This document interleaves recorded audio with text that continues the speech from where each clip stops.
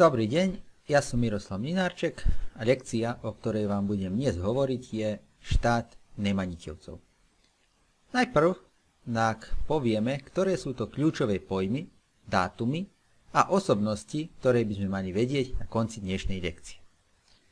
Kľúčové pojmy, dátumy a osobnosti pre dnešnú lekciu sú Veľký župan, bitka pri Pantíne, bitka na Morave v roku 1190, rok 1217, keď sa Srbsko stalo kráľovstvom, autokefálna cirkev v roku 1219, monastieri Studenica, Hilandar, Žiča, Mileševa, potom pojem Mladý kráľ, štátny snem Deževe v roku 1282 a osobnosti, ako čo sú Štefan Nemanja, Vukan, Štefan Prvovenčaný, Svätý Sáva, Radoslav, Vladislav, Uroš I, Jelena Anžujská, Dragutin a Milutin.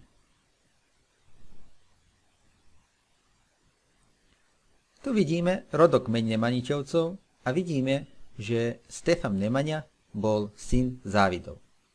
Ako vidíme, Závida mal 4 synov. Najstaršieho z nich, Tichomíra, byzantský cisár postavil za veľkého župána v Srbsku a Tichomír panoval spolu so svojimi bratmi, od ktorých jeden bol aj Štefan Nemanja, zakladateľ dynastie Nemanjičovcov. O tom, že dynastia Nemanjičovcov bola dynastia svätého rodu, sme už aj hovorili, keď sme spracúvali lekciu Stredoveká cirkev v Srbsku. Ide o to, že cirkevný kult, čiže oslavovanie Štefana Nemanju a archiepiskopa Sávu ako svetcov, sa prenášalo na celý vladársky rod Nemanjičovcov. Vyzdvihovalo sa, že vladári z tejto dynastie pochádzajú zo svätého koreňa. Preto sa dynastia Nemanjičovcov nazývala dynastia svätého rodu. V priebehu 12. storočia v Raške vládla dynastia Vukánovičovcov, ktorá sa v boji za nezávislosť proti Byzancii opierala o susedné Uhorsko. Tento boj o nezávislosť bol dlhý a neúspešný po Vukánovičovcov. Byzantský cisár Manuel I. Komnenos po víťazstve nad veľkým župánom Urošom II. Pôsobil ako najvyšší pán voči Srbom a zasahoval do vnútorných otázok Srbov. V jednom momente na miesto veľkého župána cisár Manuel I. postavil Desu, ktorý mal prerušiť spoluprácu s Maďari, ale nestálo sa tak a v roku 1163 ho cisár odsúdil a poslal do Carihradu. Potom na vlast Srbsku cisár doviedol Tichomíra, ktorý vládol s bratmi Stracimírom, Miroslavom a Nemanjom, ktorým prepustil časti územia. Veľký župán Tichomír a jeho bratia boli pokorní byzantskému cisárovi, ale medzi sebou súperili. Najmladšiemu z nich, Štefanovi Nemanjovi, pripadla oblasť okolo Toplice. Štefan Nemanja bol v dobrých vzťahoch s byzantským cisárom a od neho dostal župu Dubočicu. Tiež, bez dovolenia veľkého župána, Štefan Nemanja začal budovať kostoly v oblastiach, ktorými spravoval. Táto čoraz väčšia samostatná politika, ktorú Nemanja viedol, a dobré vzťahy s byzantským cisárom vyvolali nedôveru starších bratov voči Nemanjovi a preto ho oni uväznili. Štefanovi Nemanjovi sa podarilo vyslobodiť a potom v bitke pri Pantíne zvíťazil nad bratmi. Tichomír v tejto bitke zahynul a ostatní bratia sa pokorili Nemanjovi. Štefan Nemanja vládol ako veľký župán od roku 1166 do roku 1196 a založil dynastiu Nemanjičovcov, ktorá vládla Srbskom nasledovné 2 storočia. Ako veľký župan Štefan Nemanja pokračoval v spolupráci s byzantskými protivníkmi. Preto v roku 1172 Manuel I. Komnenos usporiadal vojenskú výpravu proti Srbsku. Srbsko dožilo porážku a Štefan Nemanja bol odvedený do Carihradu ako zajatec. Z historických prameňov sa dozvedáme, že s rastom veľmi vysoký a vzhľadom nápadný Štefan Nemanja svojou postavou udivil ľudí, ktorí sa v Carihrade pozerali na sprievod zajacov. Štefanovi Nemanjovi sa v Carihrade podarilo udržať srbský trón a on, znamená Nemanja, zostal verný cisárovi Manuelovi I. až do cisárovej smrti v roku 1180. Znamená, už po Manuelovej smrti Nemanja pokračoval vo vojne proti Byzancii. Dobil oblasti okolo Níša, okolo Západnej a Veľkej Moravy, Kosova a kraje severného Albánska. Tiež dobil aj Kotor, ale sa mu nepodarilo dobiť Dubrovník. V Zete Nemanja postavil na vlast svojho najstaršieho syna Vukana. V roku 1189 sa začala tretia križiacka výprava a jedna časť križiakov na čele s nemeckým cisárom Friedrichom I. Barbarosom prechodila aj cez územie Srbska. Práve to chcel využiť Stefan Nemanja v boji proti Byzancii. Preto v roku 1189 prišlo do stretnutia Stefana Nemanju s Friedrichom I. Barbarosom v Níši. Nemanja navrhol nemeckému cisárovi spojenectvo proti Byzancii, ale Friedrich I. tento návrh odmietol.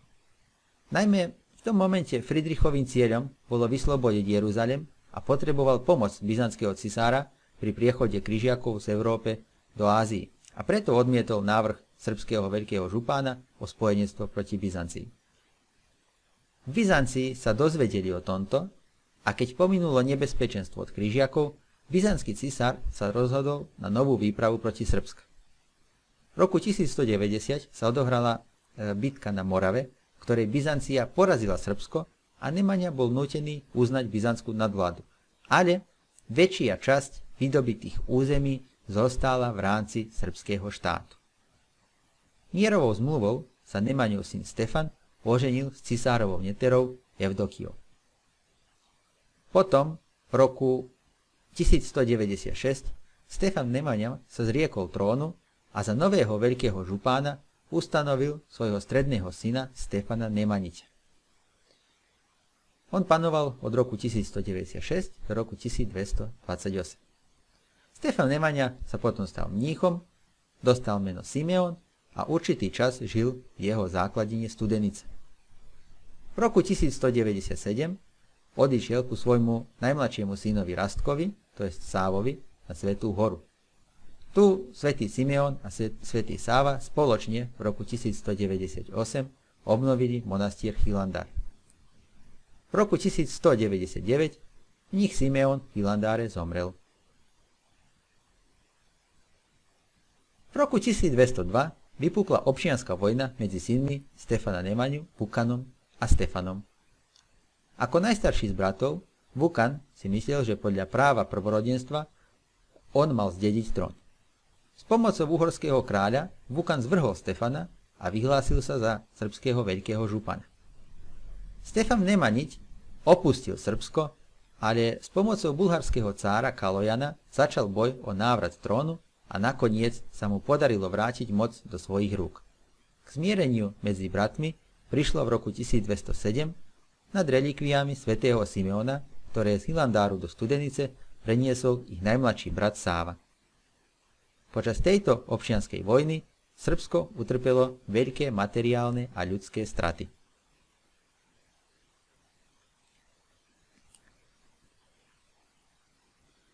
Stefanovi Nemanjićovi sa počas jeho panovania podarilo zachovať politickú nezávislosť, ako aj rozšíriť hranice srbského štátu. Vrátil Níš, dobil Vráne a Prizren, oblasti okolo horného toku Južnej Moravy, Horný a Dolný Polok.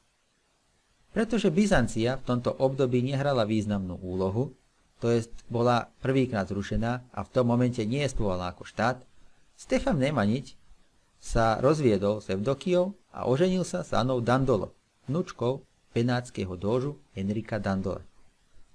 Tomu uľahčilo cestu ku kráľovskej korune. V roku 1217 Stefan Nemanjić dostal od pápeža Honoria III. Kráľovskú korunu a stal sa kráľom všetkých srbských krajín. Súčasníci ho pomenovali prvovenčaný, čiže prvokorunovaný. Kráľovský titul pozdvihol vladárskú autoritu Stefana Nemanjića a potvrdil medzinárodné uznanie nezávislosti srbského štátu. V roku 1219 sa stala ešte jedna veľmi významná udalosť pre srbský stredoveký štát. Sáva Nemanjić tedy odišiel do Nikej, kde od cisára a patriarchu dosiahol autokefálnosť, čiže nezávislosť srbskej cirkvi. Srbská cirkev bola povýšená na archiepiskopát a Sáva bol postavený za prvého srbského archiepiskopa. Týmto dejom nezávislosť srbského štátu bola dodatočne potvrdená. Sídlo archiepiskopátu bolo v monastieri Žiča v základine Stefana Nemanjića a neskôr bolo presťahované do Peťského monastiera. Po kráľovi Stefanovi Nemanjićovi nastúpili jeho traja synovia Radoslav, Vladislav a Uroš I. Kráľ Radoslav panoval od roku 1228 do roku 1234. On bol zaťom vládcu epirského štátu, ktorý bol tedy vo veľkom rozmahu. Radoslav bol pod veľkým gréckym vplyvom a preto mal zlé vzťahy so Sávom Nemanjićom. V Srbsku sa počas kráľa Radoslava začali kovať peniaze. V roku 1230 sa odohrala bitka pri Klokotnici a v tejto bitke bulharský cár Ivan II. Asen zajal Radoslavovho svokra Teodora I. a tak Radoslav stratil svoju najdôležitejšiu podporu. Už v roku 1233 srbská šľachta zvrhla Radoslava a postavila na trón jeho mladšieho brata Vladislava. Kráľ Vladislav panoval od roku 1234 do roku 1243. On bol zať bulharského cára Ivana II. Asena, ktorý bol tedy najmocnejší vládca na Balkáne.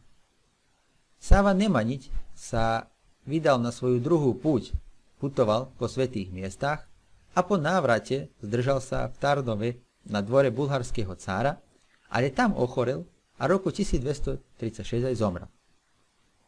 Svätý Sáva bol pochovaný v Tarnove, ale Vladislavovi sa podarilo preniesť pozostatky svätého Sávu do Srbska, do monastieru Mileševa. Mileševa je základina kráľa Vladislava a známa je aj po fresky Bieleho aniela. Keď v roku 1241 zomrel bulharský cár Ivan II. Asen, Vladislav zostal bez dôležitej podpory. Potom Tatári prenikli do Európy, vypukli na pobrežie Jadranu a po návrate v roku 1242 spustošili Srbsko a Bulharsko. Všetky tieto burlivé udalosti ovplyvnili zmenu na srbskom tróne. Vladislav bol zbavený moci a kráľom sa stal Uroš I., najmladší z troch synov Stefana Nemanjića.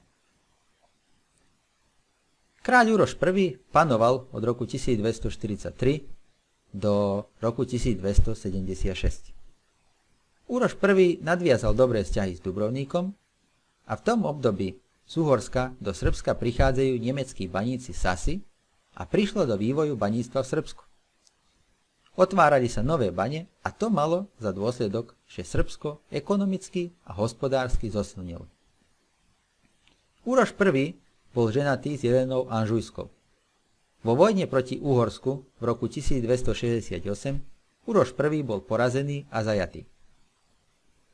Vyslobodil sa kúpou a obnovením vazalských záväzkov voči uhorskému kráľovi.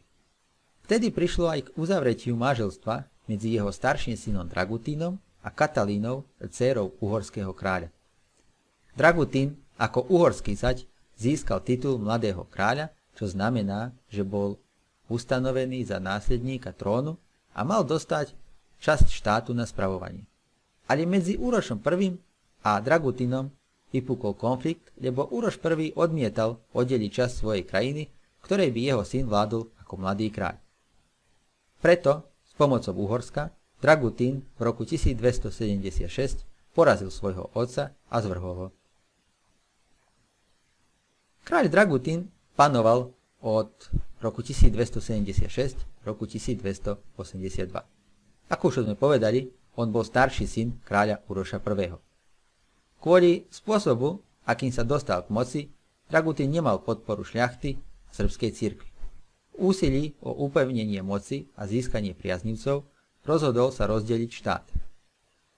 Svojej matke, kráľovnej Jelene Anžujskej, ktorej podpora bola pre neho veľmi dôležitá, pridelil Zetu, Trebine, oblasti okolo Plávu a Horný Ibar.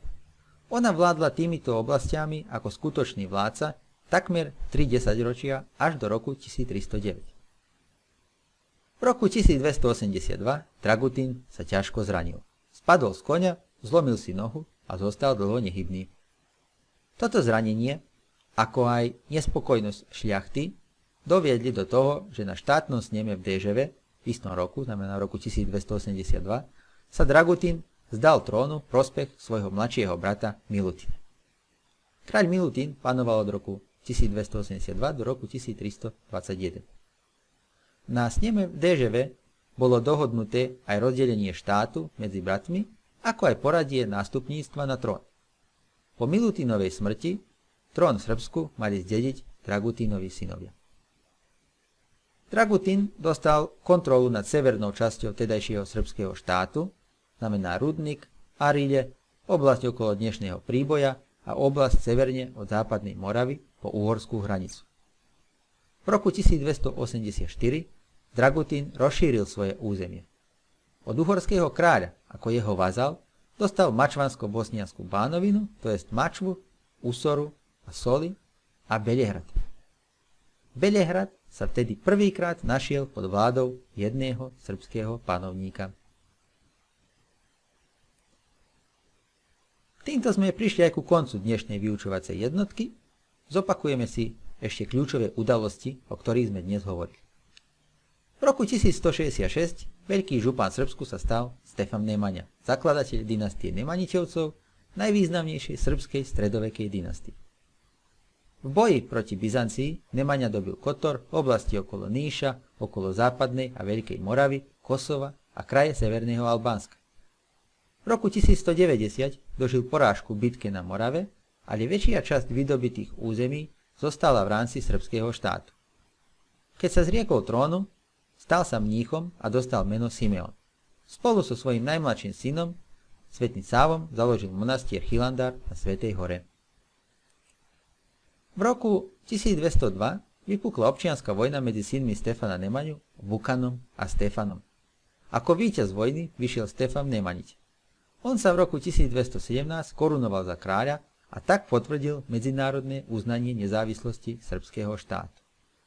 V roku 1219 srbská cirkev získala autokefálnosť, čiže samostatnosť. Prvým srbským archiepiskopom bol Svätý Sáva a sídlo archiepiskopátu bolo monastieri Žiča. Po kráľovi Stefanovi Nemanjićovi nastúpili jeho traja synovia Radoslav, Vladislav a Uroš I. Radoslav sa spoliehal na epirský štát, bol pod veľkým gréckym vplyvom a počas jeho panovania sa začali kovať peniaze v Srbsku. Vladislav sa spoliehal na bulharské cárstvo a počas jeho panovania Svätý Sáva zomrel v Tarnove, ale sa Vladislavovi podarilo preniesť pozostatky svätého Sávu do Srbska, do monastieru Milešev. Počas Uroša I. v Srbsku prišlo do vývoja baníctva a Srbsko ekonomicky a hospodársky zosilnilo.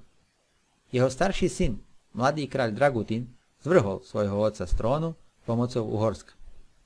V roku 1282 Dragutín sa ťažko zranil a toto zranenie, ako aj nespokojnosť šľachty, doviedli do toho, že na štátnom sneme v Déževe Dragutín sa vzdal trónu v prospech svojho mladšieho brata Milutina.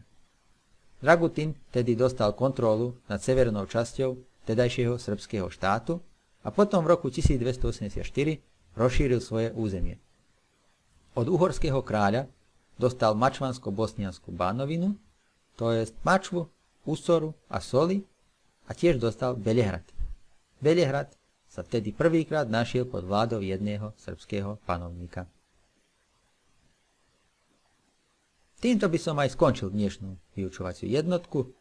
Pozdravujem vás do nasledovnej hodiny dejepisu. Ďakujem za pozornosť. Dovidenia.